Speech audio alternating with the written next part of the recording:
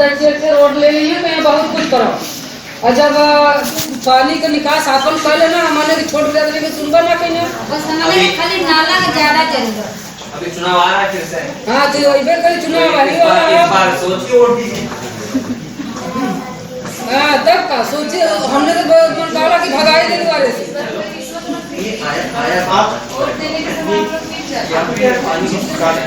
हमारे घर नाला का बहुत। सर मेरा नाम ममता भारद्वाज है, मैं चौबेपुर सुमरसा से आई हूँ। ममता जी, आज हक की बात में आप आई हैं, कैसा लग रहा है, कैसी कार्यक्रम लग रहा है ये? अच्छा लगा सर। क्या सोच के आई थी, कौन सी हक की बात उठाने आई थी यहाँ? सर मेरे गांव में कोई आशा नहीं है सर, यही बात है, मेरे गांव में कोई आशा नहीं है, यही इसलिए मैं आई थी यहाँ पर। अभी तक कौन सा गांव है वो? सुमरसा गाँव है। ब्लॉक कौन सा है? चिरई गाँव है, चौबेपुर थाना है। तो उस बात को अपने अधिकारी के समक्ष हाँ रखा। क्या लगा, रखते समय क्या लगा और आश्वासन क्या मिला? हाँ बोले हैं करेंगे। अब लग रहा है आपके हक मिलेगा आपको? हाँ मिलेगा सर, लग तो रहा है मिलेगा, मिल जाए तब तो। मेरा नाम शिवानी है और मतलब कि मैं इनके मतलब इस संपूर्ण रिसर्च फाउंडेशन में हूँ, जुड़ी हुई हूँ। जो दीपिका दी हैं वो मतलब कि जो प्रॉब्लम होता है उनसे हम बात बताते हैं। किस तरह की बात आप उठाई, किस तरह की बात कही? यहाँ पे हम स्मार्ट वैल्यू की एक कंपनी है, उसके बारे में हमको बताना है कि वो एक पढ़ाई और नौकरी के झांसे में लेकर बच्चों को और वहाँ पे सब जोड़ने, एक दूसरे को जोड़ने वाला सिस्टम यह है। तो हमसे 14,000 रुपये, मेरी एक काजल फ्रेंड है तो वो हमसे बोली थी कि शिवानी एक फॉर्म भर लो और उसमें तुमको कंप्यूटर सीखने के लिए मौका मिलेगा, 3 महीने ये कोर्स कर लोगी, तुम्हें जॉब परमानेंटली फिक्स मिलेगा। तो हमें ये अच्छा लगा, तो वो बोली थी कि एग्ज़ाम भी इसमें होगा। तो नेक्स्ट डे हम पहरिया पे गए थे, वहाँ पे कंपनी स्मार्ट वैल्यू का है, मेन ऑफिस है, तो वहाँ पे हम गए हुए थे। तो वहाँ पे ना कोई तो एग्ज़ाम हुआ था और ना ही कोई मतलब कि ओरली टेस्ट हुआ था हमारा। और ना फिर उसके बाद वो बोले कि 14,000 रुपये लगेगा और कंप्यूटर सिखाया जाएगा। 80% कंप्यूटर का नाम लिया गया था और बोला था कि 3 महीने के लिए हम जॉब फिक्स रहेगा। तो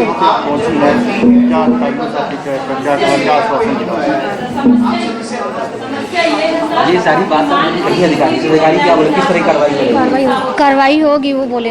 मेरा नाम महिमा भारद्वाज है। क्या नाम है? महिमा भारद्वाज।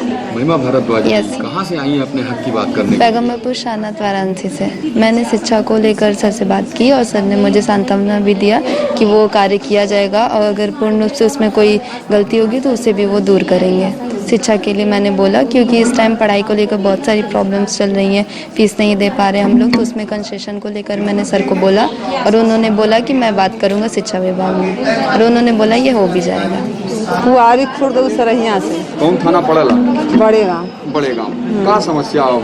समस्या यह है सर कि घरे पर बच्चा हुआ है और हमारे बेटी के हमारे बच्चा हुआ है और बच्चा हुआ है घर पर, मतलब कि जन्म तिथि खातिन के लिए जन सरकार लाभ देता है वो खातिन के लिए बच्चा के लेके हम लोग आए हाथों से यहाँ बेलवरिया लेके आए। तो मतलब कि 700 रुपया हम लोग से मैडम लिया, तब जाके कि देता दिया खुशी से दे आप लोग। किस नाम का पैसा लिया, किस चीज़ का पैसा मांगा?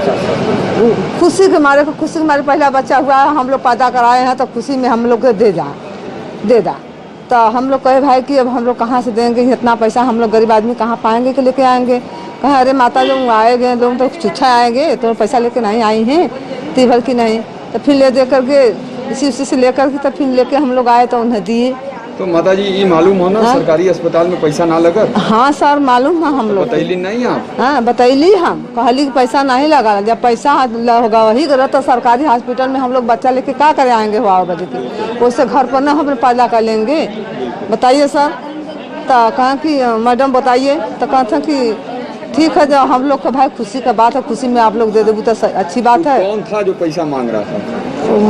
उसका नाम हमको नहीं मालूम। कौन, डॉक्टर थी, नर्स थी? नर्स। हाँ। तो दिया आपने पैसा? हाँ दिया। आज यहाँ अधिकारी के सामने अपने हक की बात कैसे उठाई आपने? उठाई यही बात कहे हैं, जबरी लोग मांग के खुशी में दे दियो, काफी खुशी में दे आप लोग। आज यहाँ हक की बात आपको बोलने के लिए यहाँ बुलाया गया, कैसा कार्यक्रम लगा? ठीक है ये कार्यक्रम?